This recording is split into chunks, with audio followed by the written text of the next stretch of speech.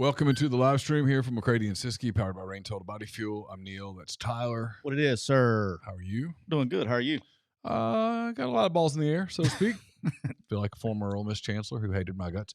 Oh, he hated me. Jeffrey Vitter. Hey, Jeff. Hope you're doing well. Hey, that's my guy. The guy that made. Well, you're kind of a Vitter guy, aren't you? No, okay. No. I'm still trying to figure out why it was okay for us to use the school plane as a personal driver and U-Haul storage facility during recruiting. Oh, that was a fun conversation. Got to the airport after we spent, I don't know how much money we spent, like $30,000 on a private plane that day, and got to there and there was other people. I was like, "Hey, where's this plane going?" I was like, "Oh, okay. That's why we can't use the school plane today." Okay, cool. Awesome. How about that? So, yeah, there you go. Fun times. I got shit going all over the place over here. That's right. My man, the myth, the legend, the three-time world champ, the three-time national champion, AJ McCarron's going to join us. He's in the green room, enjoying his rain and his peanut M&Ms, fresh off of his 494 minutes of Zooms he's had today. So he's ready to cut loose. All right, we'll get rolling with it. And then he just texted me that we can talk about. He said that we can talk about it. So we can talk about it. Okay. So, well, I think we're going to all of it. I don't know. We'll just see where it goes. We can talk about some, or we can finish the conversation after he gets off. We'll figure it out. Let's just roll with it. Let's figure out that's what we're good at. This is one of those days today. I've been up since 4:30. I mean, before we do that, I'd love to know, can we talk about all of it? No, not all of it. Okay, just the first half of it. What has happened today? Okay, all right. You're talking about I know what you're talking about. No, we cannot talk about all of it. No. Like, there's a comma here, and I'm trying to say, hey, can we talk about the second part of this compound sentence? We cannot. And you're saying, no, let's just talk about the first part. Talk about the first part. We can't talk about the second part. Got it. I just needed to know. I didn't know what you were talking about there for a second. Now you do. Okay. Yeah. First part. Gotcha. It ends with a period, not a comma. 100%. That's what I wanted to know. I wanted to know what the punctuation was. Punctuation matters. It does. People go, oh, who cares about punctuation? It matters in this case for sure. Punctuation matters. Yes, it does. Right, we'll get rolling. Let's do it.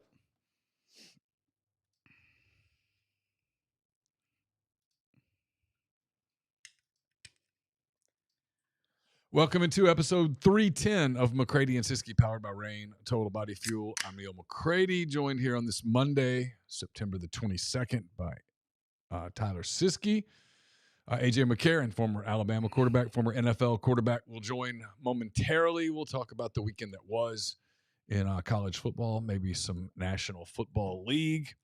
I did not see NFL yesterday. I watched the events in Arizona. I was out first with my wife, ran a couple errands. Before people go, you just boycotted football. It wasn't that at all. I went out, ran a couple errands. She was like, let's go get stuff for Halloween. I was like, okay. And so I went and got pumpkins and stuff like you saw. And then you have your house very Halloweened. I got here and I was like, before I turn TVs on, I need to work for a few minutes on 10 Thoughts. And so I started working and the family text blew up. The girls talking about, are y'all watching the memorial? Are you watching the memorial? Are you watching the memorial? It's great. It's great. It's great. And I was like, okay, well, let's turn it on. And then it was on. It was on. And to the point where when it ended, it was almost 6:00. It ended literally a few minutes before I had to jump on our weekly Sunday afternoon Zoom with Lane Kiffin. And by the time I finished with that, it was 6:15. And I was like, well, there's no point in trying to catch up now. And so I didn't. No. You can watch Football Night in America, though, and get a really good synopsis. They do a good job. I could. Yeah. We just ended up not doing You should record that, and you could do your whole NFL in about 2 seconds. That's true. All right. We'll get to AJ in a minute. First, I'll tell you this show is brought to you by Rain Total Body Fuel. 300 milligrams, natural caffeine, BCAAs, electrolytes, zero sugar. It's got what you need to push the limits and achieve your goals. Check them out on Instagram at Rain Body Fuel to learn more. Neal, I'm rocking with the rainbow sherbet. I think AJ's got the sour gummy worm over there ready to go, ready to get juiced up. He needs some rain today. But Neal, the Cooper Chevrolet chat is already bumping through the end of the month. You can save up to $14,500 off the brand new Chevy Silverado pickups when you take advantage of trade and down payment assistance. That's over $19,000 below MSRP. And also just announced at Cooper Hyundai, you can get the Honda Fe Santa Fe or the Santa Fe Hybrid. It's at 0% APR for 60 months at Cooper Hyundai in Anniston, or go online at cooperhyundai.com or give them a call, area code 256-236-4481. Neal, we're also brought to you by the official RV dealer of McCready and Siskey, County Line Campers, right there, exit 38, I-10, Gulfport, Mississippi. AJ drove right by it the other day, coming back from our great golf escapade down in Bay St. Louis last week. But they're the official RV dealer down there, and they have, check this out, they got brand spanking new 2026 campers that you don't have to make a payment on until 2026. That's right. If you've already got a camper and need to trade, they take advantage of the aggressive trade-in, trade-up program where the listeners get an additional $1,000 off by just mentioning the show. Make sure you go check them out at countylinecampers.com, and you can check out Miss Destiny's watch videos on YouTube, or better yet, come see them 7 days a week. That's right. They're open 7 days a week right there at County Line Campers in Gulfport, Mississippi. And finally, we're also brought to you by Prime. That's right, Prime. We had a couple people on your message board over the weekend that needed to call Prime. They needed to go to Get Prime, GETPRYM.com, and they needed to get their hormones checked, because I thought I was communicating with a bunch of females sometimes. They need to get their hormones checked. It doesn't matter. It's a modern at-home lab testing kit that puts you in control. You order your kit at getprime.com, and when you check out, you enter the promo code MPW, and that's going to get you 20% off. There's no needles, there's no waiting room, and no hassle. Whether you're rechecking your hormones, which some people do, or energy levels, metabolism, or overall wellness, Prime makes it fast, easy, and actionable. Remember, go to getprime.com, that's GETPRYM.com, and enter the promo code MPW. Ladies and gentlemen, boys and girls, children of all ages, joining us right now. It's been a few weeks. For Mac 10 Monday, the man, the myth, the legend, the three-time national champ, the three-time world champ, and the co-host of the Dynasty, AJ Mac 10 McCarron. How we doing, sir? It's been a long day. All right, we're going to hop into it because it wasn't on the outline. It happened kind of like in the middle of the day. I'll just tell you that just so you know, I'm jealous of the day you've had. It would be fascinating. That would be a fascinating day to have the day you've had. All right. That's all I'm saying. We can't go past the comma. You know, man, past the period. We can't go past the period. We can't go past the period. But Bruce Pearl, I guess, is going to, and that's broken everywhere. So I'm assuming it doesn't break that many times without it going to happen. Is going to retire from Auburn University. His son, Stephen Pearl, will take over as basketball coach, and this will be in a move into politics for the last part of his tenure here with us. All right, I'm just going to play journalism for a minute. Okay. The politic part has not been reported as strongly as you just stated it. I feel very confident. Okay. I feel very confident that he's going to go. He's for sure. Okay. Okay. But I told Siskey months ago that this was happening. So no, it's good. I mean, I'm playing journalist here. I know. I mean, if we're breaking news, let's break some news. I'm not in the breaking news business though. Well, I mean, I'm mad at myself. Can I tell you guys something I'm mad about myself with? I knew at least 2 weeks ago, 100% sure, that one of Ole Miss's 3 permanent opponents was not going to be Arkansas. I knew it for an absolute fact. Didn't report it because I got a little scared because a couple other people out there kept saying Arkansas, and I was like, well, what if they're right and I'll get it wrong? And people know I have some ties to Arkansas with family and stuff, and it'd just become a thing. And so I didn't do it, and sure enough, it's not. So if you know something for 100% and you can report it, report it. That would make me media. That's your job. This is a show that's being broadcast. You're kind of media? I don't know yet. Anyway, AJ, I cut you off. I'm sorry. Oh, no. I was just saying I've known, and I see a bunch of people in the chat saying he's not running for Senate. We'll see. Yeah. So he he's going to run for something. So it's been known, and I was told a long time ago. So he waited time, so they had no choice but to. And the set time his is coming son up. where you kind of gotta announce something, right? Am I right on that? January 3rd. January 3rd. So, But you try to get in early to knock other people out that might not be all the way in. Yeah. You create, there's a whole bunch to it, but yeah, we'll I'll let him announce what he's going to run for, but he's definitely going to run. Yeah, I will say this. So just for the sake of being accurate on this tweet, you're reporting that he's going to run for something, for political office. Yeah, I'm not going to say exactly. I mean, I know what he's running for. I've talked to enough people in that world, but I'm not going to say. All right. So I want to say this though. I think we've reached a point though, and good for him. I mean, first of all, we've reached a point. I think we'd be leaving a big part of this out. I think we've reached a point to where if coaches of his stature, like what's he got to do left to become? I mean, he's always going to be considered probably the best Auburn basketball coach of all time. I mean, I don't think there's probably some debate, but he's had a hell of. I mean, the only thing he hasn't done is won a national championship. Great coach. He's reached the age to where, and he has interest outside of basketball.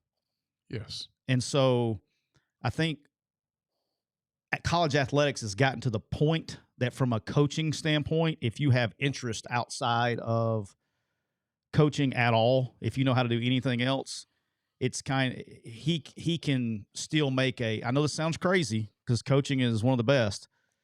He's found a avenue here that he can make a larger impact on more people doing that route than coaching. And that's there's two times you get in. If you want to go politics, there's two times. You either get in when you're young and you go in for a certain amount of time and then you get out and you go into another avenue, field that you want to pursue, or you wait till after you've pursued a certain avenue for so long, and then there's really nothing else to do, and you want to go into public service. So there's two ways to look at it. It's kind of like Tubbs and what he's done. He coached forever, and then kids were grown, everybody's out of the house. Hell, I don't want to coach anymore. Let me go into politics. And I think that's the same for Bruce. Is everybody's in his family is grown, and so he wants to choose another field to try to master and go into that.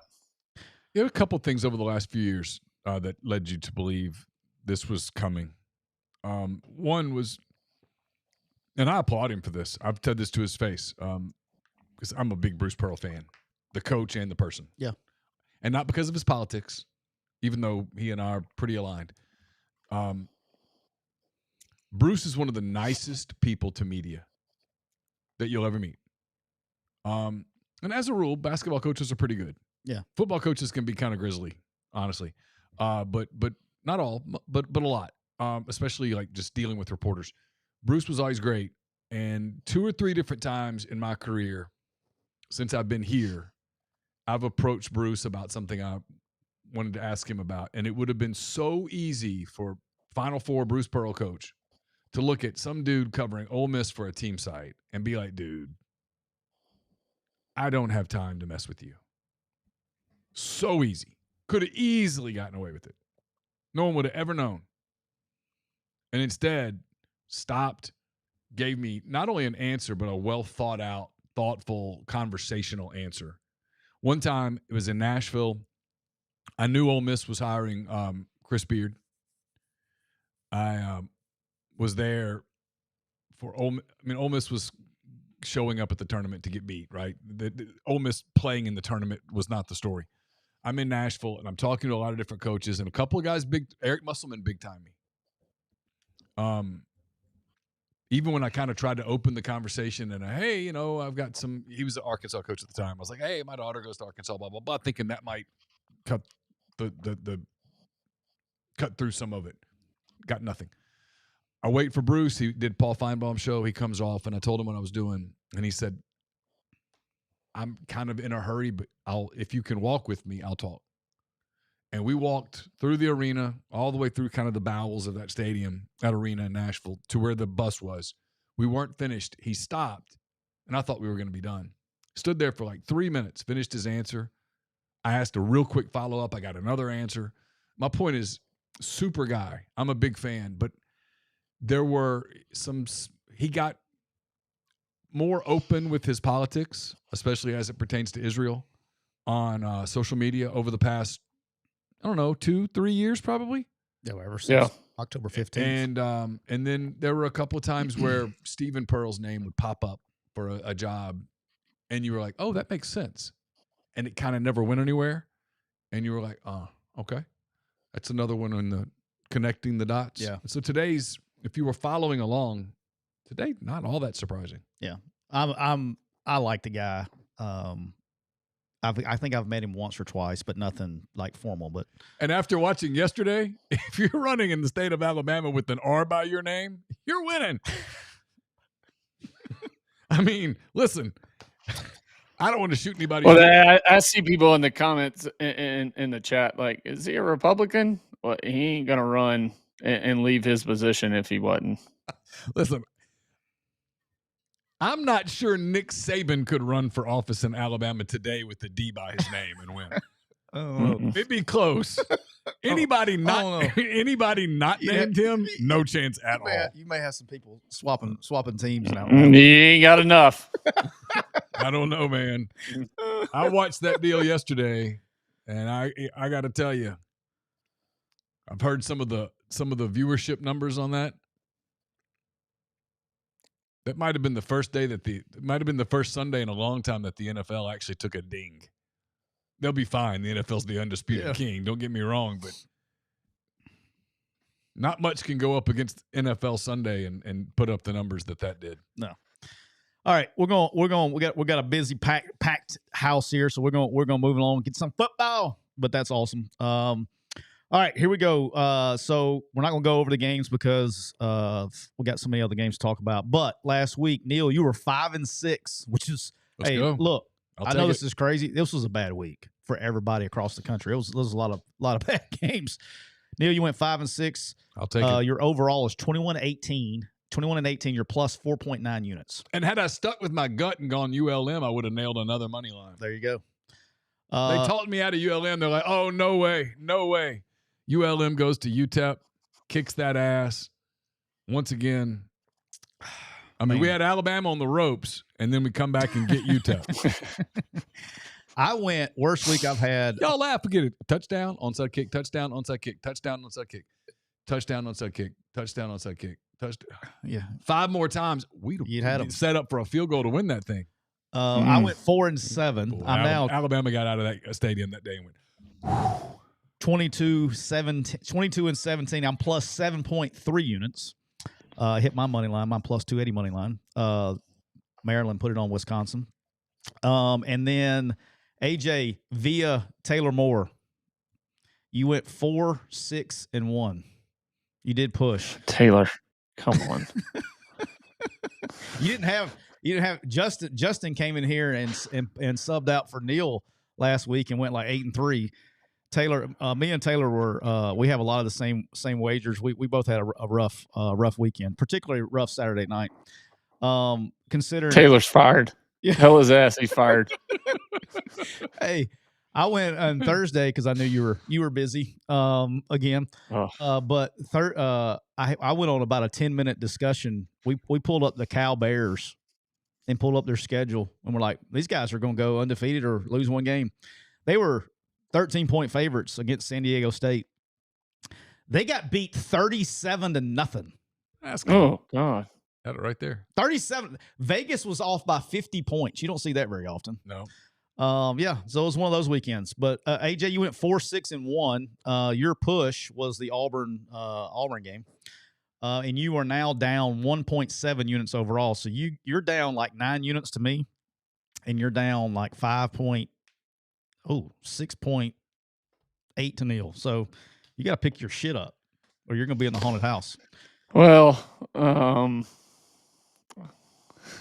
been a little busy, so Love it. All right, let's get start reviewing the games. and Neal in the end might have to fill in for me on that haunted house. No. Neal's depending on how this thing goes. Yeah, depending on how this thing. There'll be a price for that. Yeah. We can negotiate, perhaps. Depending on that second sentence of that after that comma. All right. Yeah. Because I might be interested. All right. So let's. I've lived in that state before. I could come back. Let's get to it. Oklahoma 24, Auburn 17. Look, there's going to be. I got a few things here. The official. I got a couple Auburn things got robbed. here. They did. I want to say this, and I'm kind of both. Yeah, I saw the same game everybody else saw. I got a couple things here. One, I'm trying not to beat a dead horse here, but in the SEC, all it is it just means more. It just means more. It just means more. The only caveat that the SEC really sucks in is officiating. I watch more damn college football. They're terrible. It's bad. I mean, I'm being serious. I may watch more college football than any person on the planet. It is the worst league of officiating in college football. Period. It's bad. And they missed so many calls in that game. I mean, it's like first of all, the illegal substitution deal, that's illegal. It's been illegal for many years. I was telling somebody the other day, I was like, it may have been on your board. I was trying to explain to somebody, is like, I remember, I think when I coached AJ, we might have had something like this, but we did Ole plays Miss did like it that in 2023, and they subsequently made a rule after that you couldn't do it. So supposedly Oklahoma went over it with the officials in their meeting room, and the officials were like, worse. which makes it even worse because what it tells you is that the officiating crew didn't know the rule. You don't know the rule. And then the one that really bothers me as much as that one, if not more. And again, I'm not an Auburn guy, but I was watching as it happened. The fumble? Yeah, so the ACC, let's give somebody a credit, right? The ACC a couple weeks ago, maybe they do it all the time, I don't know, but there was a game, I think it was Clemson, Georgia Tech, and they had the mic'd up the replay room. Right. And it was transparency. I think the Big 12's got about to start it as well. Okay, it was transparency, and I was like, oh, that's kind of refreshing. The SEC needs to do it because you're going to have to explain to me something a little bit more on the fumble that got returned for a touchdown. I'm not saying that it was I thought he caught the ball and I thought he fumbled. But if you're going to rule that he didn't catch the ball, then we're going to have a conversation about what is a catch in the middle of the field. Because it looked like he had the football and made a football move and then it got hit. But we got to have, my point is you have to have some transparency. What is it that you're seeing that you overruled? Because that looked like a big play in that game. And I'm not saying that Oklahoma wouldn't have come back and won. Yeah, I think it changes the butterfly effect and all that stuff. But, that's 14 points. And to me, that – I don't know, man. I just – But go ahead. The issue is that none of them know what a catch is.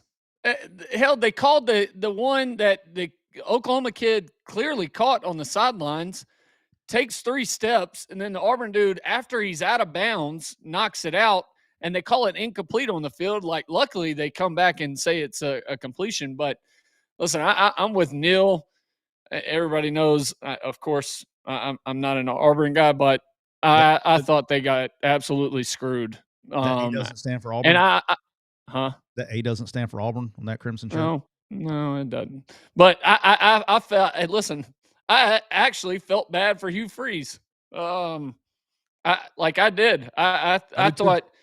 The fumble, I thought the double pass and no call on that is horrific.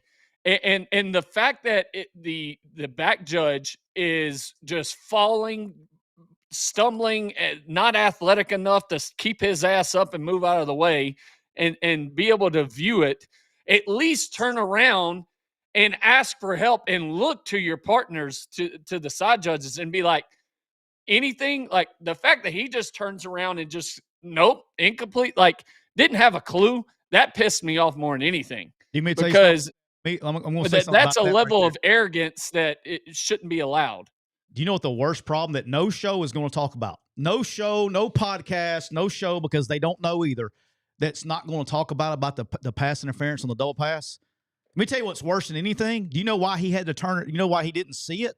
Because he was having to turn and run away. Do you know why? Yeah.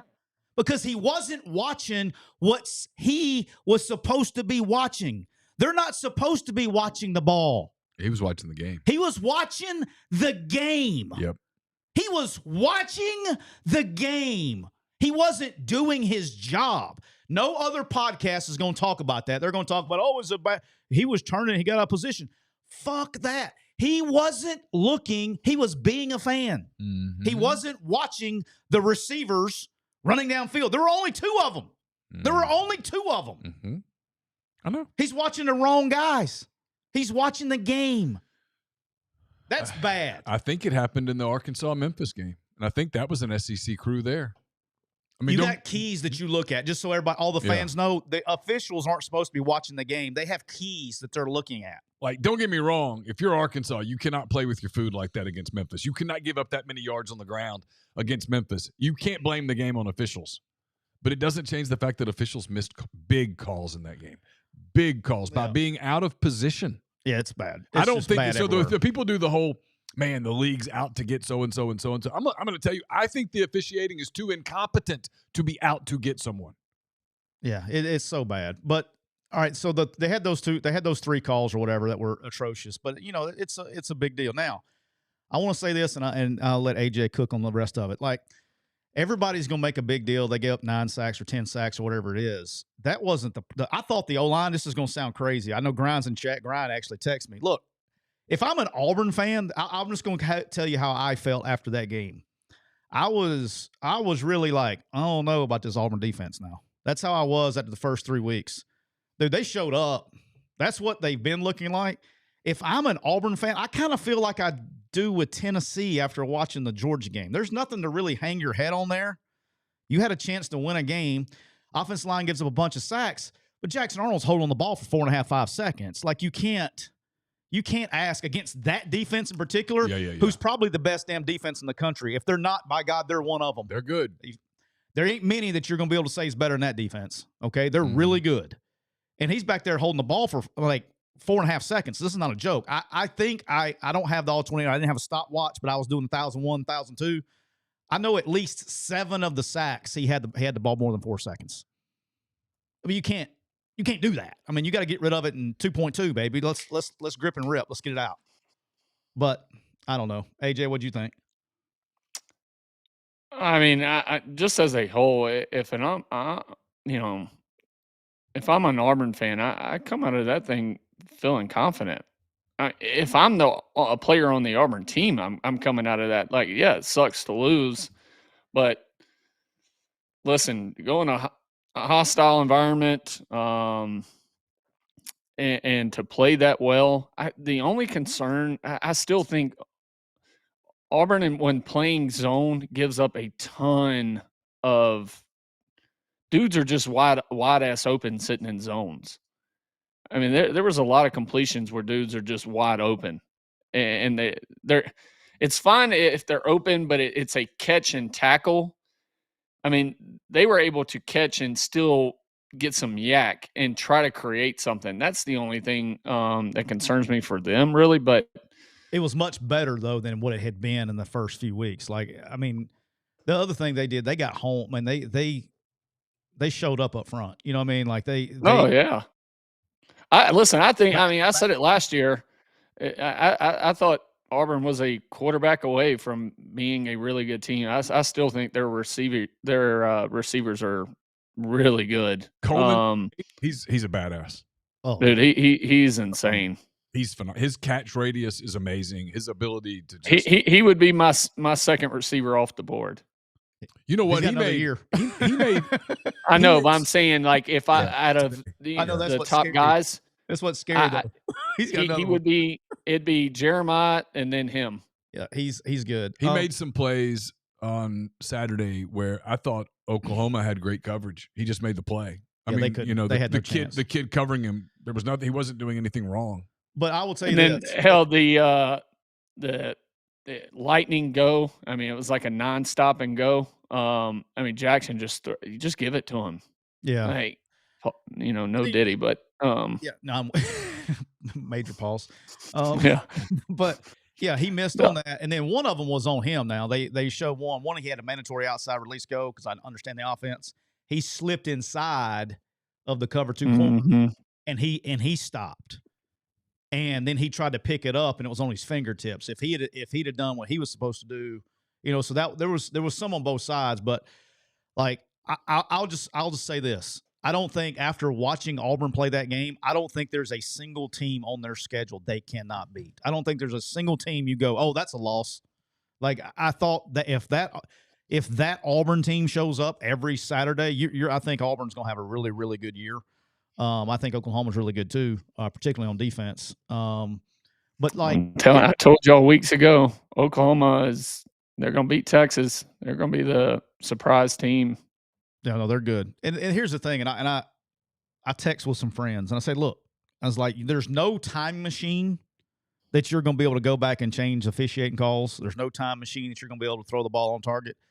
But you got a good team. If you can turn all the shit off, all the social media off, turn everything off, and just focus and come back, and you got to go because you got to line up and do it again. They got to go to College Station this weekend. And you do that, and you line up and you move forward. I think they have a good enough team to go into College Station and win if they put the same effort and productivity that they had this past week at Oklahoma. So you gotta flush that shit and you gotta move forward because now you're in SEC play and they're in serious SEC play. They got Oklahoma, Texas A&M bye week, Georgia. They got to go. They got to move forward. And if they are a team, which is what I said at the very beginning of the year, if they can put this away and just play football every week, I think that they're going to be very happy where they end up at the end of the year. All right. All right. Ole Miss and Tulane. Ole Miss blew the doors off Tulane 45-15. 10. I don't know why I put 15. 45-10. And then my favorite part of this, and I put over here to note, there's nothing that gets clicks like a quarterback controversy. I refuse to participate in it. It just doesn't make any sense to me. But ESPN was trying to get in on it Saturday night, too. I don't know if you saw that after the college football final. But they were but look, I'm going to say this, and I'm kind of going to put it to bed here. Ole Miss is, and we're going to get to next week's games and previews pretty quick, AJ, before we get you out of here. But Ole Miss, to me, when Austin Simmons is 100%, now again, I don't make $10 million a year. It's not my decision to make. But if I was the guy making $10 million a year, when Austin Simmons is 100%, he's the quarterback. For many reasons, for a myriad of reasons. But this kid can play, and it's not saying that he's not good. I think he's great. I think he played his ass off. I think he's really good. I think he gives them another dimension in the quarterback running game. But I think when Austin Simmons is 100%, he's got to be the guy. Go ahead. I already know you disagree with me, so go ahead. Yeah, listen. I read your body language. I've been knowing you since you were 13 years old. Go ahead. This is. I think Trinidad Chambliss is playing his ass off, dude. He is. I mean, listen. I think I've said it multiple times. Even Ole Miss fans and Neal's article of me getting on to Austin about his mechanics. Hey, congratulations. I'm watching for this right now. I'm like, okay, mental mark. There you go. Hey, you create this shit yourself. You know go ahead. Go ahead. Finish your thought. Just remember, this one's Finish on your you. Thought. Yeah, set him up. All right, pause. But listen. Just the way their offense is flowing. Like the kid has been playing well, and you saw some serious struggles in the Kentucky game with Austin and accuracy and throwing on time. The kid can spin it, absolutely spin it. When it comes out of his hand, it's really good a lot of the times. But when it's not, I mean, they had some struggles in that game, and I think Kentucky's the worst team in the SEC. I would agree with that. mean, so to play as well as he has, and probably not know he was going to be the starter at all times because they probably are going back and forth with him. I've been in those shoes, right? Like you never get a for sure answer of like, hey, you're the starter, let's go. It's well, we're gonna see how he feels, and Austin's still probably trying to get some reps in at practice or something like. And even when they come to, hey, what plays do you like? They're probably still asking Austin, hey, what plays do you like first? And then it goes to Chambliss. Like, there's a bunch that goes into it behind the scenes, and I don't know how you can sit the kid after he's been playing so well. Here's the I thing. really don't. It's really, and I'm going to just, I mean, you want to mark this down for a timestamp. I'm going to defend Lane here. This is a no-win situation for him. Yeah. It's a no-win situation because this is what's going to happen. Okay, I'm going to go ahead and I know we got a lot of Ole Miss fans that listen. This is what you're setting yourself up for. Okay, Trinidad played Arkansas and played Tulane. Okay, those are not going to be in the top 75% of defenses he sees that team sees this year. I'm of the belief that if Austin Simmons was playing quarterback the last 2 weeks, you'd have very similar numbers, if not the same, and not the same. They're playing LSU this week.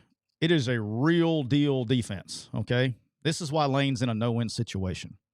If he, which I expect, because I think Austin's injury is a little bit worse than what that's being reported, in my opinion, because I don't think a low ankle sprain keeps you out this many weeks, but whatever.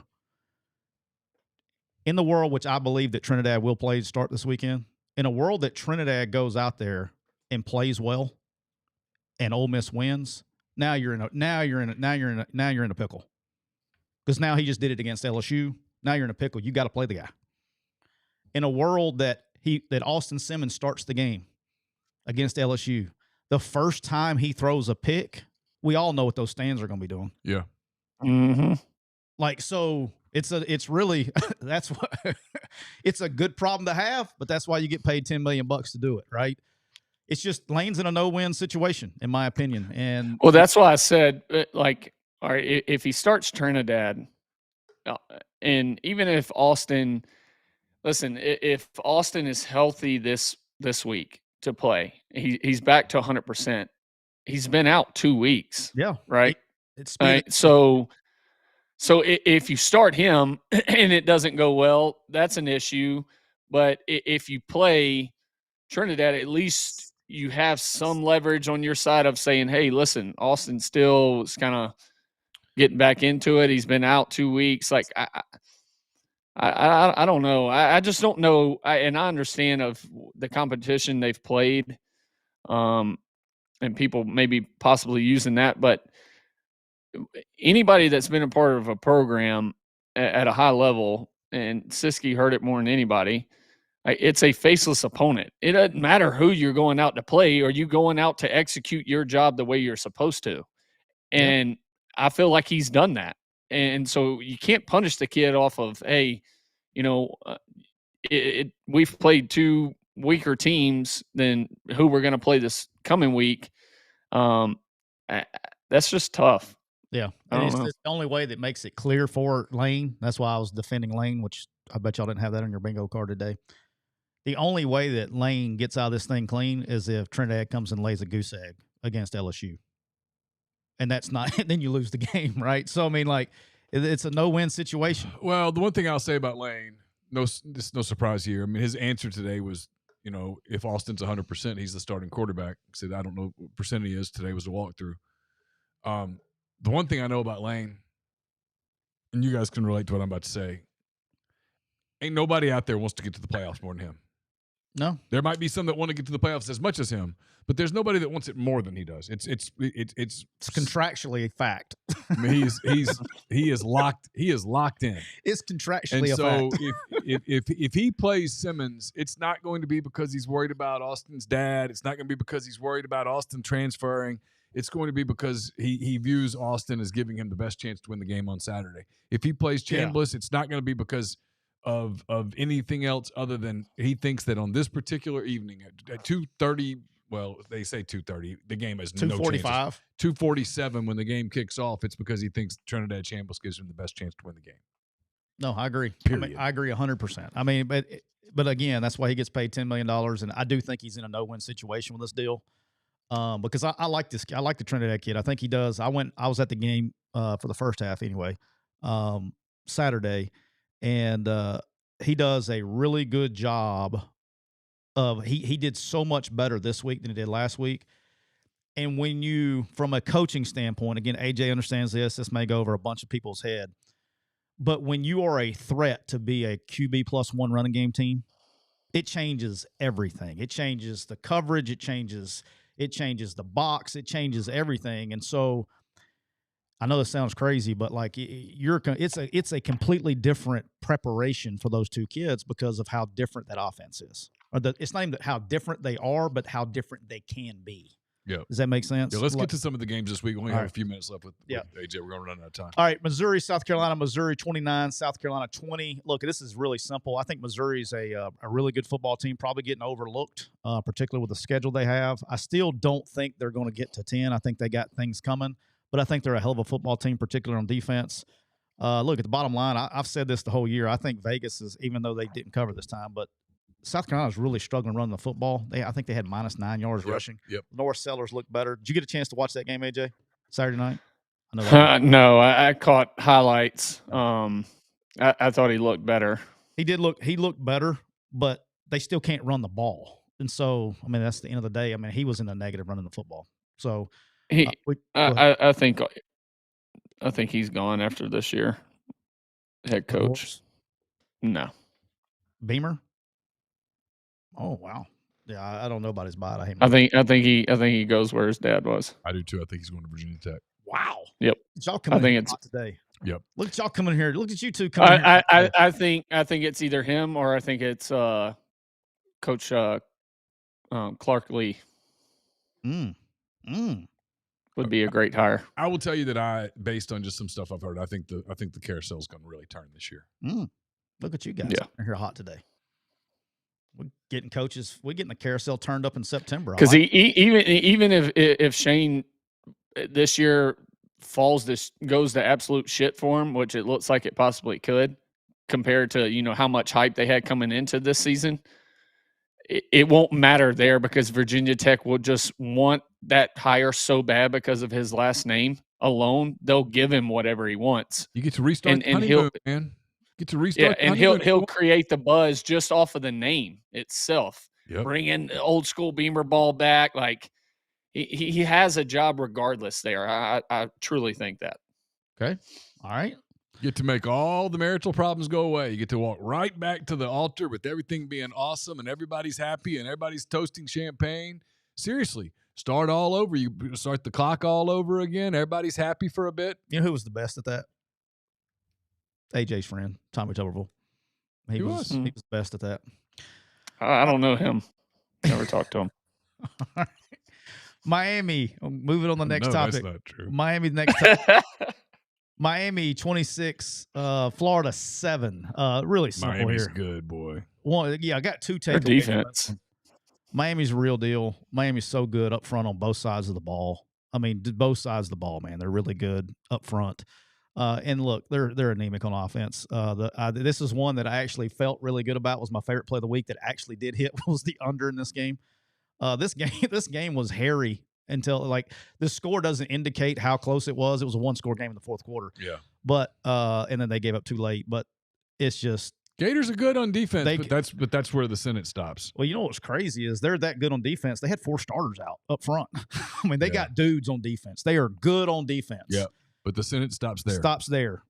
They are anemic on offense. Anemic. They go through these phases where they run the ball as good as anybody, and then I don't know. They're all over the place. It's so hard watching DJ. He throws off platform when there's no need to throw off platform. He's throwing checkdowns, and he does this step up in the pocket and kind of falls and pushes the ball. But he misses so many dudes just open. There was a couple, whether it was a hitch or non-stops, towards the sideline, and the ball's nowhere near him. It's 3 yards out of bounds. I'm like, damn, but he's throwing off platform.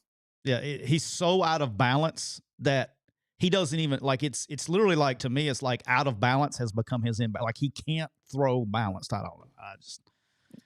It beats the hell out of me, and it's bad because it's sad because he's got ability. But it's just what it is. Right. What it is.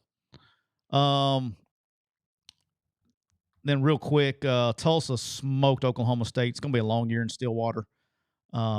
Regardless, he's got a 3-year.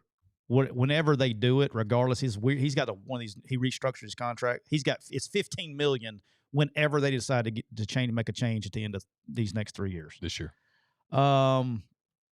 Texas Tech beats Utah 34-10. Texas Tech is for real, boys. They look like a playoff team. They really do. Hey, did you watch any of that game, AJ, early? I got to see a little bit of that. We were actually in between games, and we went and grabbed to walk-ons, grab something to eat, and we sat down for a little bit, and I watched that one. Quarterback going out too now. I mean, they're like they're real. Yeah, they're real. Number 5 for them, yes. The receiver. Yes, dude can play. Yes, I don't know his name, but he caught multiple going across the middle and had zero fear of going up and getting it. Yeah, it's insane. All right, and then last one before we get to, I want to get your opinion on one before we get out of here. But Syracuse beats Clemson 34-21. It's bad, man. Look, there's no way to sugarcoat this. It's not going well in Clemson, South Carolina right now. And to me, I mean, this is just my observation, my opinion. To me, it looks like a team that probably read the press clippings a little bit too much in the summertime. And then they got popped. And then it's like they got popped. They are playing with no confidence at all. And it's like when you look at if you look at the outside numbers and you look at total offense and things like that, you're like, okay, they got it, but it's always they're 3 of 15 on third down, right? And it's just it's always it's like watching crazily watching them, and they've played each other. Watching them on offense and then watching LSU on offense is like the same thing to me. Like they show flashes of being okay, here you go, and then and it just comes to a grind. And then they have a couple plays, but there's no sustaining of drives, and there's no rhythm. And it's just like they'll make a big play, they'll get 40 yards and they'll punt or whatever it is. It's just not playing with any confidence right now. And then, but you can't start that. And I will say this, and I feel bad for the kid. I always forget the kid's name. It starts with A. The quarterback at Syracuse played his ass off, and then he tore his Achilles. And they ended up winning the game, but he tore his Achilles earlier in the game. He's done for the year, but he played his ass off still. But Syracuse came, ready to go, and Fran had those guys ready to go, and they did their thing. But Clemson right now they got to go back to work and find some way to get confidence back, because they're playing with like a team that has zero confidence.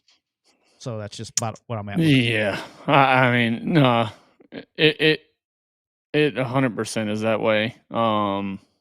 I mean, I hate it for Dabo because I like him as a coach. I think he's a great leader for young dudes and teaching them how to be men and everything. But it's a struggle right now for sure. And I'd almost kind of compare how this year's turning out for Cade to how Barkley's senior year when he decided to come back to USC. And it didn't go well for him. And he had all that hype going into this year, and everybody talking about K could be the first guy taking off. It was between him and Alar, or the kid from Penn State, Drew. So it's tough. It's tough to watch, but they're not playing very well at all. All right, before we get you out of here, and then we'll get to ad reads and then all that stuff after we get you out of here. I gotta get your thoughts. All right, we're gonna go to game preview after this, and we'll hit it after you get out of here. But you know what, we got to get your opinion on the Alabama Crimson Tide. Judgment Day has arrived on Saturday. Between the hedges. I think you and I were both on the same deal. I didn't really care what happened. To me, it's going to be what happens this week. Saturday, 6:30 prime time. The Alabama Crimson Tide are traveling to Athens, between the hedges, where Georgia has not lost a game. We've had 3 presidents and a global pandemic since they've lost a home game. AJ, give me your thoughts. Thoughts on thoughts. Listen, if there's one school that has a absolute mental hold and strangle on somebody, it's Alabama for whatever reason on Georgia. I mean, 9 out of the last 10, we've won. It's I don't know, and I don't know if it's more on the players. I got to talk to DJ Shockley earlier and interview him, and I kind of asked him about it because with today's era in college football, a lot of these rosters don't understand the history behind a lot of these matchups. Nor do they care. You're right, and they don't care. They're worried about, hey, is that check coming in? So if there's one side that does understand this matchup and the history behind it, it's this coaching staff. Yeah. And I don't know if there's a little shit. It's a big game, and the coaching staff is tightening up too much for them, and they're trying to do too much, and it's making it just complicated. And then when shit doesn't start out well, because I personally think that Kirby Smart is the best in the country out of all coaches for halftime adjustments.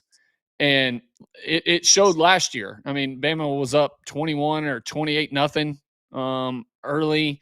Second half, you thought coming into the second half, Alabama was about to blow this thing just straight out of the water, and it didn't. I mean, Georgia, if you stopped the long pass play to Ryan Williams down the sidelines, you won the game. But I don't know. It's going to be interesting. I thought against Tennessee, Georgia gave up a ton of explosive pass plays, which is concerning for me if I'm a Georgia fan. I think that's a concerning part of it because, if anything, Tennessee's known for running the football, and Georgia's known for not giving up explosive plays. I mean, that's what Kirby builds his defense on is, hey, we're going to make an offense sustain drives and move, the ball and have long drives and a ton of plays and matriculate the ball down the field. It wasn't that way versus Tennessee. I mean, it was a back and forth. But on the bright side for them, listen, going into that game, everybody was just ragging on Gunnar Stockton not having any explosive pass plays over 30 yards. And what does Georgia do? They come out and they're slinging it. Yeah, on the outside now. Huh? Georgia's got some dudes on the outside. Like, I think they got some cats. The white dude they got, Humphreys, is a baller. Branch 8. Yeah, I mean, yeah, they got a ton of dudes. So the biggest key in this whole game for me is, can Alabama run the football? If Alabama doesn't run the football successfully at all, it's tough, because I don't know if you can allow a Georgia defense to play shell coverage and with Kirby and be successful in the pass game. I think it's going to be tough. They got to force them to go one high and stack the box. They have to. If they don't force them to play 8 guys in the box or relating to the box, they're in trouble. It's going to be a long night. Yeah, and listen, I think the world of Ty, and but I don't see how you can sustain the whole entire game being successful by just throwing the football. You got to be able to run the football. Yards per carry is going to matter. Getting Jam back, does that make a difference? But it's not like Kevin Riley, who's been starting for Alabama at running back, hasn't been running hard or doing the right things. It's just their O-line is not creating the push up front they need and opening holes. And so that's the most concerning part about this game for me. Like, real quick, because I know we're running out of time. We won't get you on Thursday. Just your quick, just 30-second thoughts on Auburn at Texas A&M and also LSU at Ole Miss. Listen, I like Auburn. I think Auburn's playing really well. I'm still not sold on A&M's offense. I mean, I'm just not completely sold on it. I think Auburn wins that game. Right. And especially if they play, I think they're a really good team. And then what was the other one? LSU at Ole Miss. Dude, LSU, this damn offense is pissing me off. And Rough. even if Brian Kelly still wants to go after reporters for asking that question, which I didn't think that was a bad question about running game. You had one explosive run at the end. Like, other than that, you haven't been able to run the football, and you're kind of going back to what you did that was an issue for you last year, where you're putting everything on Garrett. And then you see the plays start to fall off because everything's on this kid. And then does he feel like he has to go back to trying to make everything happen? And does he force balls? Like, at the same time, his defense is much, much better this year. But they got to find a way to run the football because they've just been an absolute roller coaster when it comes to offense. Yeah, they're struggling up front. Real quick before I get you out of here, I think this Alabama game, going back to that, I'm going to say the same thing I've said. To me, it's about what I want to see. The answer that I'm looking for is this is the first time since the first week that they've played people that can physically, talent-wise, match up with them. When they they're going to have a resolve. They're going to be, that is a tough, like Georgia got outplayed against Tennessee. Culture and competitive character won that game for Georgia. When they get matched up talent-wise and they get somebody that's going to hit them in the face and they're on the road and adversity hits, how will they respond? Because they didn't respond well in Tallahassee, Florida. So played Monroe, they've played Wisconsin, they've had a bye week. Will they competitively and like mentally and physically toughness show up against dudes that are going to match it? I can promise you this. Georgia may lose the game by 60, but they're going to show up and they're going to compete and they're going to be mentally and physically tough. The talent's going to be about the same. I want to see what happens when Alabama gets hit in the face with that. And then if Alabama loses this game, okay, which for the record, I think they will. When Alabama loses this game, but it ain't over. They got Tennessee. They got to go on the road to Missouri. They got Oklahoma. Do they every time? Shit, you got Vandy the following week. I mean, that's what I'm saying is you got all these games coming up that nobody, which Neal, and this kind of goes back to the Clemson conversation. Neal brought this up like 3 weeks ago when we had this conversation. Is what happens because you're still you're still everybody's Super Bowl. They don't give a shit if you're struggling or not. You're still everybody's Super Bowl.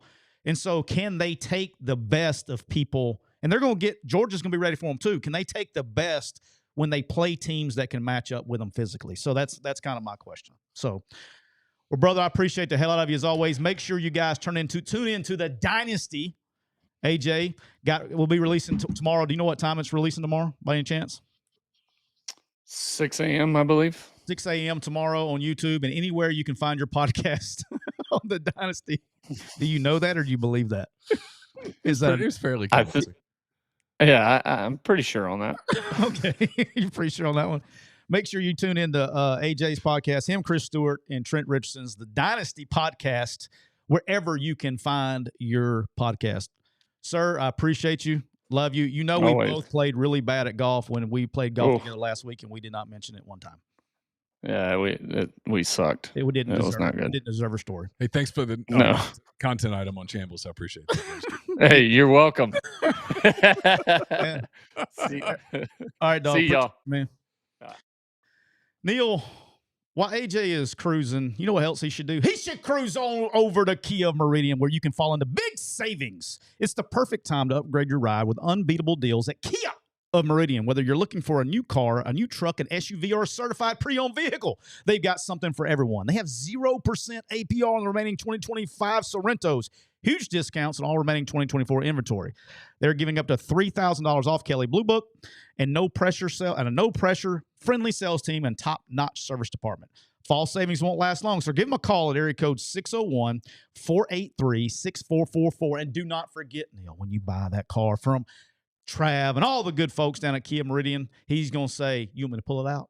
I'll pull it out and spin the wheel. And win awesome prizes like a PS5, an Xbox, a TV, and more. So check them out at Kia of Meridian. Neal, we're also brought to you by the best. I'm talking about the best paint and body shop of all time. Which one is that? That's Thompson's Paint and Body Shop. It's a real family-owned body shop in the heart of Saraland, Alabama, right there on 703 Saraland Boulevard, just a few miles off of I-65 and exit 13. Thompson's has served customers all over the Gulf Coast, from Biloxi to Pensacola, from Gulf Shores to Demopolis. These days, it feels like you're just picking up the phone. When you got something wrong with your rig, you give them a call, and they just don't know who you're talking about. Who are you talking to here? You're talking to Don Jr. and Matthew Thompson. That's right. Real people, real family, and real pride in their work.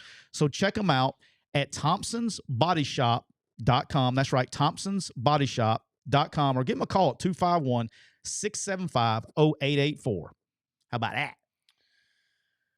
Oh, man. This You already set the world on fire on the X machine while we were over there? No, I'm apparently, no, I'm not. I don't even want to do this. This is unbelievable. It's not unbelievable. It's funny, but I'm staying away from it. I'm lost. I know. I'll tell you in a minute. Okay. This show is also brought to you by BetterHelp. We turn to some funny places for support. Not everyone's a therapist. Not everyone is the one. Find your right match with BetterHelp. We've all done it before. Turn to your barista, random stranger in the bathroom for life advice. As fun as they are to talk to about everyday topics, when you're looking for help about relationships, anxiety, depression, or other clinical issues, they may not have all the right answers. Instead, get guidance from a credentialed therapist online with BetterHelp. BetterHelp has been helping people find their match for more than 10 years. They have a 4.9 rating out of 1.7 million client session reviews. BetterHelp therapists work according to a strict code of conduct. They're fully licensed in the U.S. BetterHelp does the initial matching work for you so you can focus on your therapy goals. A short questionnaire helps identify your needs and preferences, and their 10-plus years of experience and industry-leading match fulfillment rate means they typically get it right the first time. But if you're not happy with your match, you can switch to a different therapist at any time from their tailored recs. BetterHelp's completely online. You can pause your subscription whenever you need to. Switch therapist anytime at no extra cost.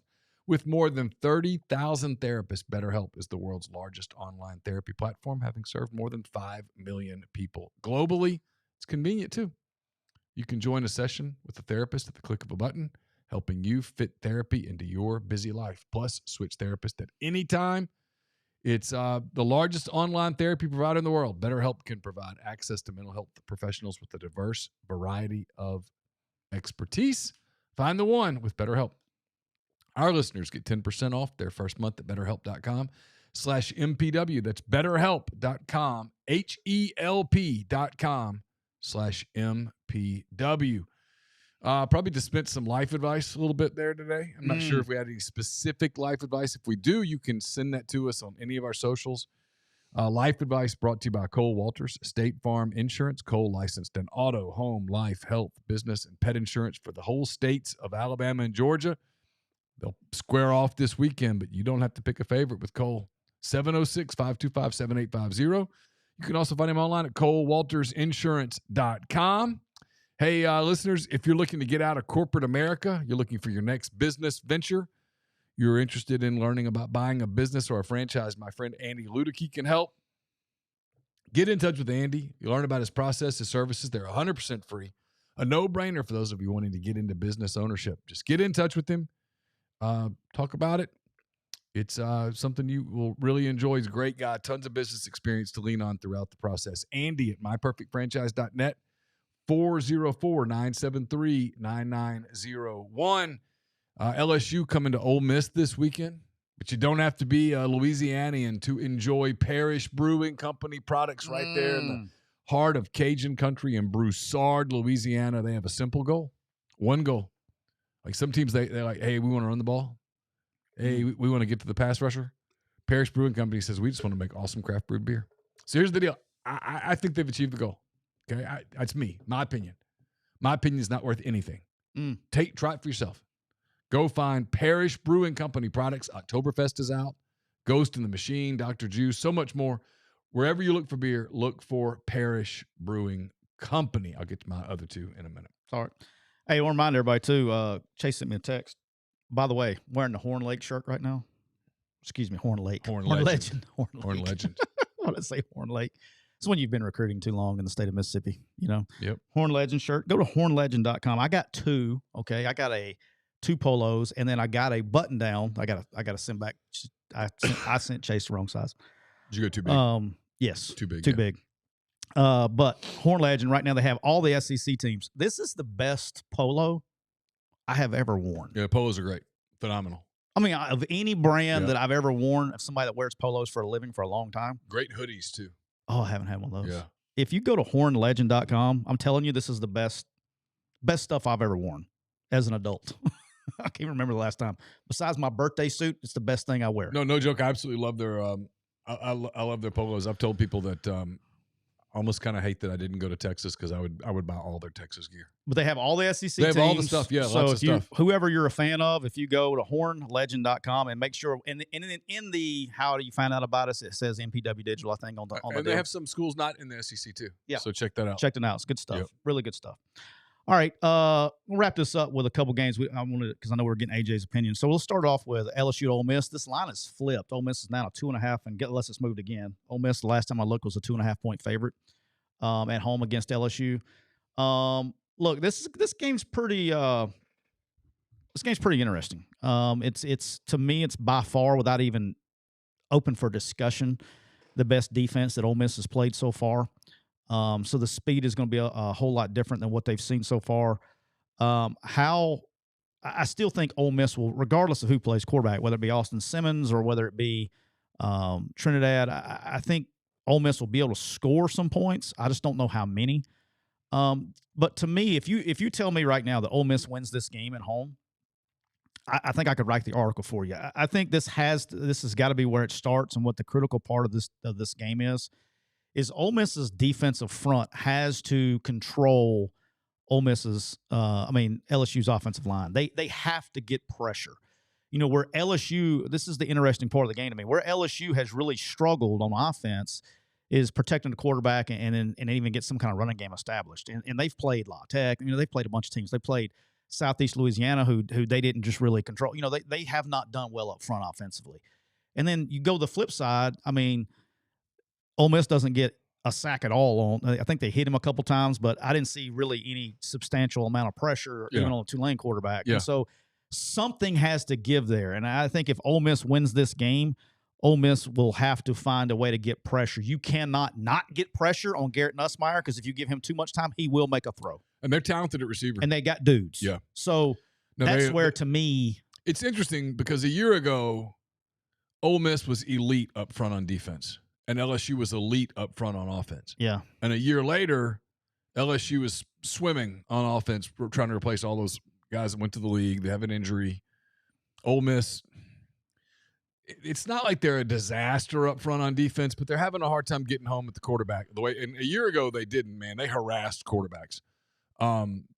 So yeah, I think for all of the talk about quarterbacks and stuff that we do, that it's sexy.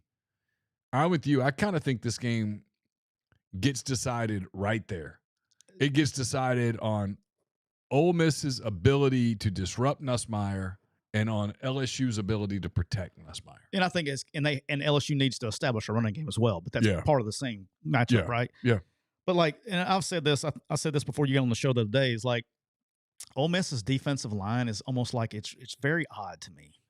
There are plays where they look like ass kickers, but it's not consistent. Then there's plays that they look awful. Yeah. There's no in between. It's either they look like they're kicking the shit out of somebody, or they're getting their ass kicked. There's no like, oh, they did a good job. There's none of that. It's either they did great on this play, and then literally 5 plays later, you're like, God dang. Well, they don't have the depth they had a year ago. But it's the same guys. Yeah. If you told me it was a rotation and it was a rotation, but it's the same guys. But I think that's what's happening is guys who a year ago played 20 plays are now being asked to play 55 plays. Just getting tired. I don't know. I mean, that's they don't have, and they don't have really guys coming in behind them to play those other 20 plays. Yeah, it's interesting. So I think if Ole Miss wins the game, that's where they win it.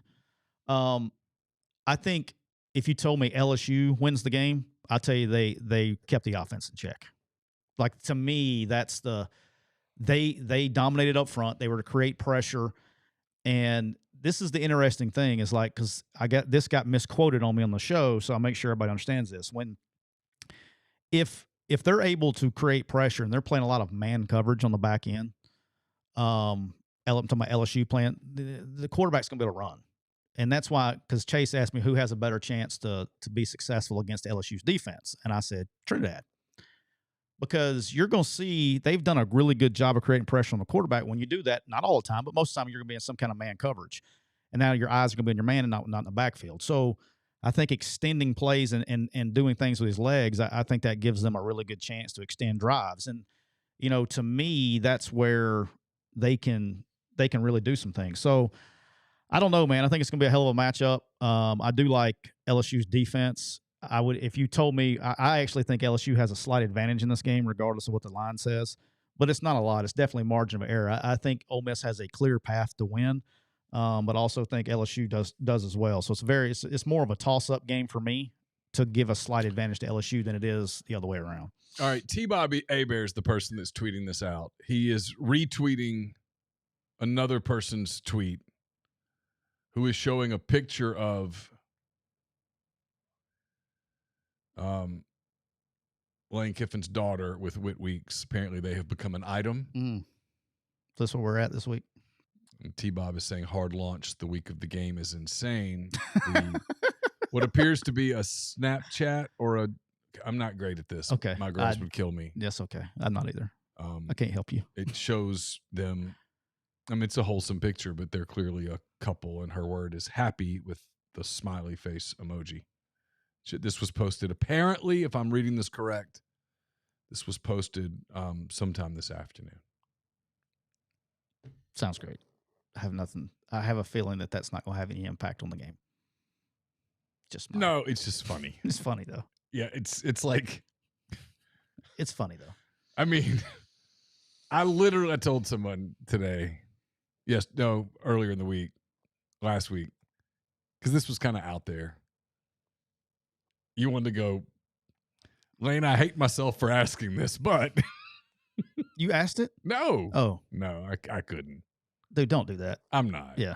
If you, seriously, that I can't get that. I know you won't. I can't get that. But somebody probably is going to, that's beyond the creep level. Somebody will. It's beyond creep level. Yeah, I will, yeah.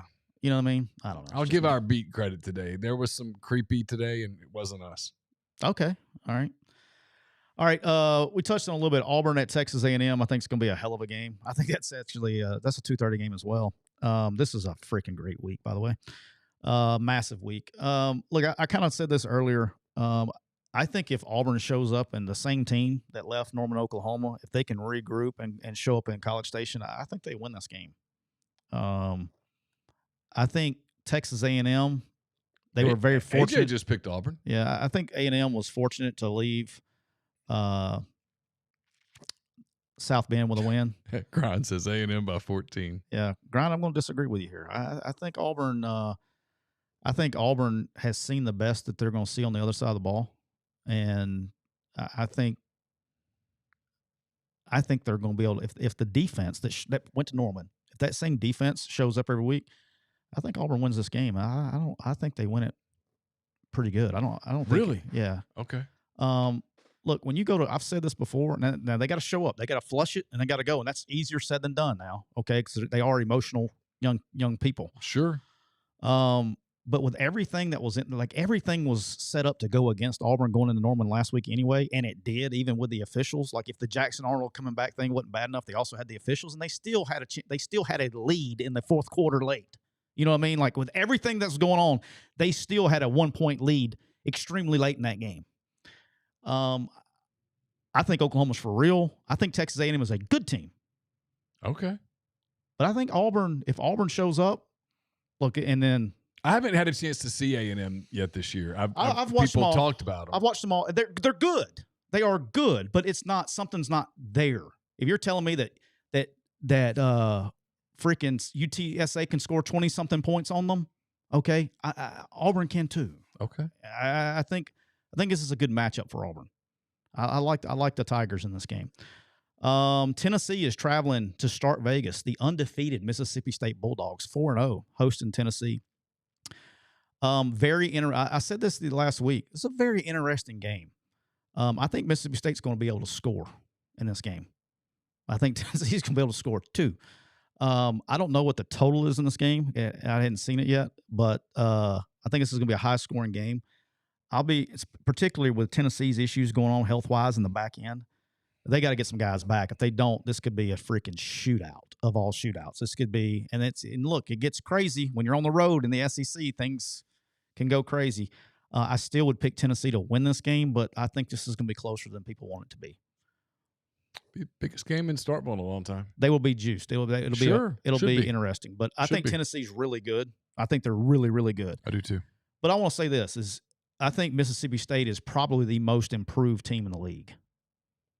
Defensively, they are flying around, man. Yeah, they play really hard. They're playing extremely hard. They're probably that unit defensively is probably the LSU defensively also, but that unit is extremely improved. Their ability to just go play to play and forget, and just move on, is going to get challenged this week because this is a different. It's going to be and then they got to stop the running game, which they're good at. But I think it's still. I think you can't take away them beating Arizona State a couple weeks ago. Arizona State's out here beating teams too. Yeah, they just beat Baylor. So I mean, it's not like I think they're a good team. We'll see. I think this is going to be a shootout down in Start Vegas. Game of the week, which is crazy. Oregon at Penn State. Penn State is favored by 3.5. I think Oregon wins this game. I think there's a lot of live underdogs. I think Oregon, to me right now, I would put Oregon and Miami as two of the best teams in the country. I like Penn State. I think Penn State's a good team. Penn State has played absolutely no one. Yeah. I think the speed of the game is going to overwhelm them to a point to where I think Oregon's speed will be the difference in this game. It's a 6:30 game, so we got Alabama, Georgia, and Oregon, Penn State at the same time. That's be great. Before we get to the last couple of games, they're brought to you by Bank First, the hometown bank with people who understand the needs of our community. That means local decisions, local support, local folks who care if your kid made the team at Bank First. They're not just bankers, they're neighbors and friends. Whether you're buying a home, starting a business, or just need someone to explain what APR actually means. It's not academic progress report, I can tell you that. They're here right down the street. Give Gant Boone a call, 662-310-0204. Learn more about bankfirstfs.com. They've got great rates and terms for condo purchases in all of their markets. Markets like Oxford, Starkville, Hattiesburg, Tuscaloosa. Great technology with their app and online banking. Merchant services, including Clover point of sale systems. So much more at Bank First. Member FDIC, equal housing lender.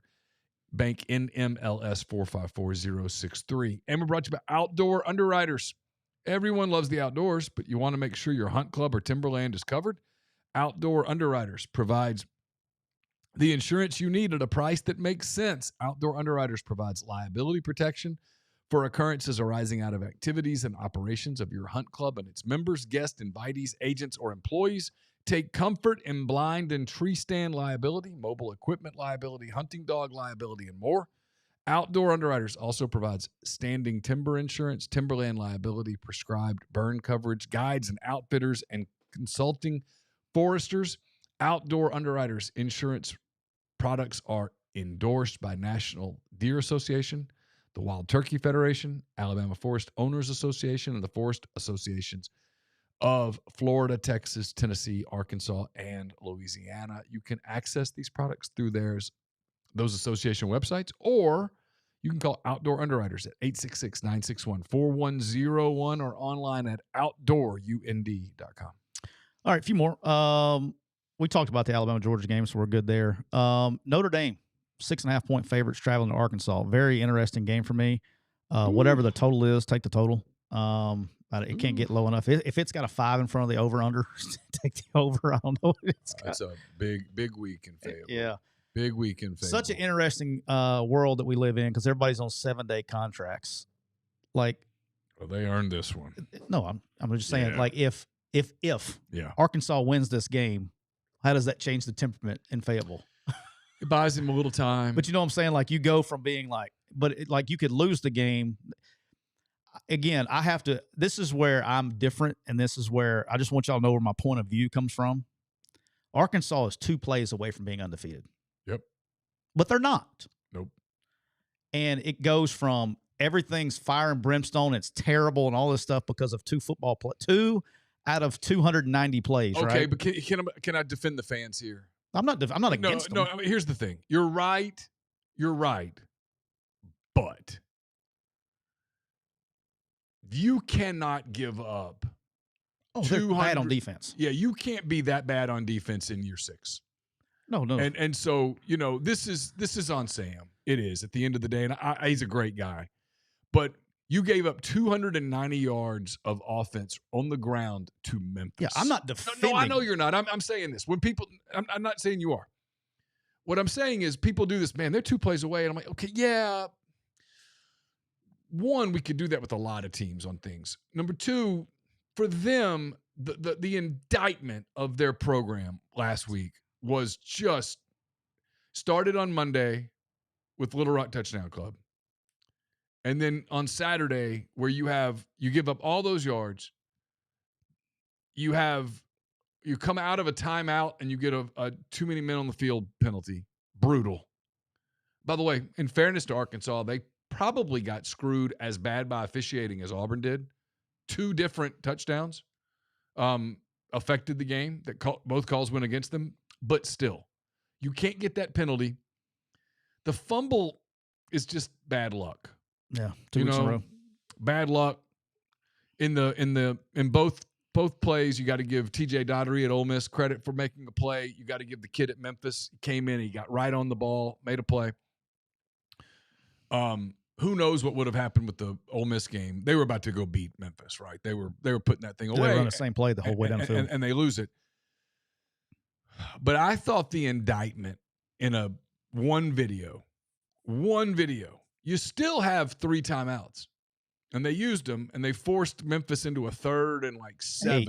I know it's 3rd and 8, and they didn't get the guy on the ground. Backup quarterback just basically runs the ball up the middle, grabbed the dude's legs, and carries. They all kept trying to strip the ball for some reason. Just put him on the ground and make him punt. He carries 6 dudes to a first down, and I'm like, that's it. You're not going to recover from that visual. Yeah, that was terrible. What's interesting about that job is this is kind of like AJ with the Beamer stuff. I can tell you there are multiple pretty attractive coaches who are very interested. I'm not saying they take it, who are very interested in that job in this landscape that we're approaching because it's an SEC job. Yeah. They're very interested in it. And so I'm curious to see whether Juracek gets a chance to be the guy that makes this hire. How long has he been there? He's been there a minute. This is a big week for them. Not just with it's because it's Notre Dame in town. There was a real buzz building for this game. It's 11 o'clock. It's easy for fans to go screw it. This is a big moment for them. I mean, yeah. They need to win a big football game just to take some, because you know what's next week? An open date. Yeah. Let this week go bad, and you probably have no choice but to start making change. Yeah, I don't know how that works with his. If they did, again, I'm just going to say this, and I'll say it for the 800th time. It makes absolutely 0 sense to let a coach go in the middle of the year, even in his contract status. I think his buyout over-under is 64.5. Oh wow. Okay, I was about to say if it had a 5 from it in front of it, 64 is a lot, but it still may hit. I think his buyout is tied to his record. You know what I mean? So It makes no, I don't know why you would do it. I mean, I don't know.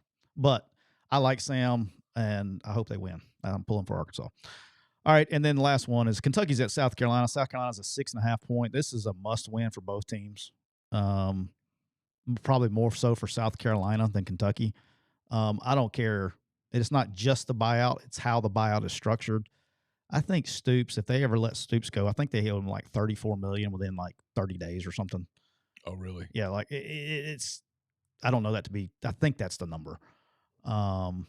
But anyway, long story short is these are games that if you're either one of those programs, you gotta you can't not win these games. You know what I'm saying? You got a chance to go get one, you got to go get one. And the interesting part for me is Kentucky's not awful. Where's Kentucky really good? Kentucky's best part is their pass defense. South Carolina can't run the ball. this game's final score may be 13-7. You know what I mean? Like, this is going to be a low-scoring game. So it'd be interesting to see how that goes on that.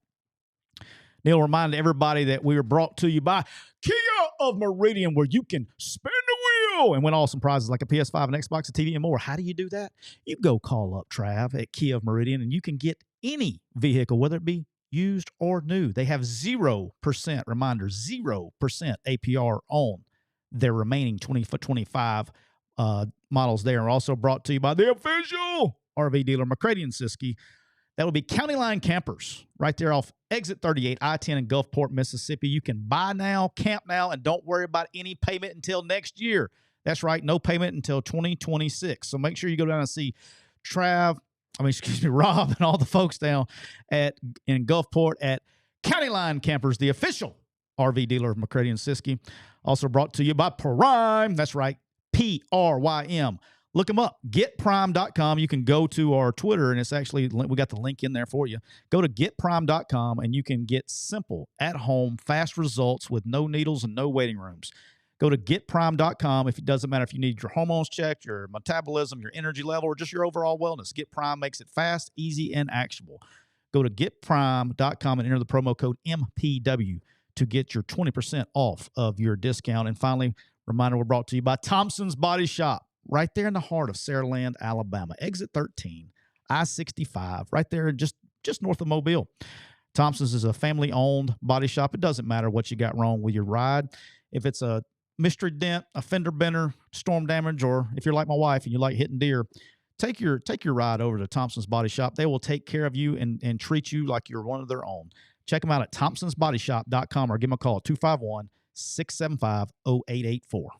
How about that? To prove to you that I'm man enough to admit when I'm wrong, I had several people in athletics reach out to me after I challenged Tyler on Thursday about rev share and NIL, and I was told that he was right, that everybody's front loading, and when the front loading stops, there's trouble. So I was wrong. He was right, but you didn't argue this part. This was the part that I got right. Because I got the first part wrong. Get the second part right. Okay. I was told, but boy, you're on to something about the agents and the pay cut. It is going to be bad. One ugly scene. Like, unbelievably ugly. Like, people don't know how they're going to manage this. You have people in that world. They brought up two things. Talked to several people. Our show has pretty good reach, by the way. I need to remember that when I'm just talking. I need to remember that, like, people who know things are, like, listening. You have two problems that's coming up. And I'll stay long on this because you were right. Everything you said about the front loading and the rev share, you're right. The part that I got right was, boy, you're telling people to take a pay cut. It's going to be rough. It's going to be rough because two things. Agents. And I use that term in quotes. Not the agents, the other non-agents. Not the representatives. Not the, like, real agents. We should use two terms. We should use agent and representative. Okay, representative. That way we know who we're talking about. The problem is they're registering as agents, and so they're kind of agents, even though they're not agents. Dude. Yes, it's semantic, but it's not. Regardless, they're telling the kids, "Hey, this guy got this," and the next kid comes in and goes, "Okay, well then I want plus 10,000." And you have coaches who are hyper-competitive people that are out in the recruiting sphere now who say, I need this player. I need transfer player X. I just need him. Figure it out. And the agent goes, well, we need X dollars. And he goes, done. Do it now. And then they're letting the school/collective know, hey, I need this number, and I need it by November 1st. And they don't have it in rev share, and they can't produce the valid NIL to get the money. There are problems coming. So I wanted to be man enough to admit I was wrong. I challenged Tyler. I challenged him aggressively. I was told by multiple people, hey, you brought up some good points, but he was right and you were wrong. I own it. You're good. The second part where I said, hey, dude, I was right. So I got one wrong. I got one right, but I'm going to apologize and own the part that I got wrong. But the part that I got right was there's a train wreck coming. So the biggest, you remember how I said, this is where I was trying to explain to you the other day that you were right, is by front loading in the 2026 class, the acquisition of talent and the retention of the 2025 roster into the 2026 roster. Okay. Yes. So next year, these teams that are front loading, you will not see many pay cuts in the 2026 year. Right. You will see some now, depending on how much they front loaded and how much they didn't. Right. Okay. The trick is going to be, and you saw it some with strategy in the front loading, right? These players, particularly the 2026 freshmen, okay? So you're going to have a kid that signed for X amount of dollars, okay? Some big time kid. He's going to come in 2026 and he's going to tear it up. And he is going to have to take a freaking pay cut in 2027. And when that happens, it's going to get ugly. You reminded me there. I got a text message from a GM that was listening to our show, and he gave me a story. And so he says, this happened in June, the middle of June. He says, we were talking about agents and representatives, right? So he had a representative. I wouldn't call him an agent. Okay. Said player, he goes, I have a receiver that was leading the country in receiving. Okay. Okay. He says, we're in June, portal's closed. And said representative comes to him and says, hey, I need you to add $20,000 a month for the length of this contract and front load all of it right now, or I'm going to tell him to go in the portal in December. Okay. And again, so it was a $15,000 raise is what he was looking for per month. Okay. All right. And he's like, he started doing the math and he's like, he said, I responded back with, no, I'm not giving him anything. He goes, well, I'm going to tell him to go in the portal anyway. He goes, well, I've seen him play. He's not going to be here next year anyway. So why in the hell would I spend an extra $15,000 a month when I got him for extra $20,000 a month when I got him for free now? And the guy's like, fine, I'm going to tell him to go in the portal in December. He goes, fine, I'm going to tell him to go in the portal in December because we're not going to ever be able to pay him his value in December. And sure enough, the kid's leading their team in receiving. He goes, we won't have that kid. He's a G5 guy. Okay. He says, we won't be able to keep him next year. Yeah. He goes, so why in the hell would I pay him more? I don't have money anyway. Yeah. Why in the hell would I pay him more now? And he goes, he's just going to leave anyway. And he goes, you know what the best part is? He goes, this quote unquote agent graduated business school 9 months ago. 22 years old. Jesus hates the zone. He says, so to summarize, Neal, the player compensation mess will get worse before it gets better. That's my opinion, yes. I think it's going to get really – I think the word that I would use is it's going to get acrimonious. I think it's going to be – you'll see a little bit of it this year. You're going to see a ton of bad things go on in a year from now, or a little bit in December a year from now, because that's when the shit is, everybody's on the same plane at that point in time. And Hefty Lefty asked, does Jesus hate the zone? And we'll finish here. Yes, it's been proven. It's established. The people in the basketball zone. He hates the basketball zone, not the football zone. Does he like the football zone? Yes, he likes duo as well. Interesting. He likes duo and outside zone. Interesting. Yeah. He does. Yet apparently he is vehemently against the basketball zone. Yeah. In the event that Upward starts a football league, they throw out outside zone. He may hate the football zone too. But as long as Outward is doing just basketball, I think it's Upward, not Outward, right? Upward, not outward. That's a totally different thing. That would be in California where they have Outward. In California they play Outward. Outward, yes, they do. Everywhere else, California, Washington, and Oregon, they play in Outward. Yeah. Okay. Everywhere else in New York. Yeah. In New York and outward. Up there, they play Outward. Everywhere else in America, we play Upward. Yeah, that's correct. Canceled. Definitely.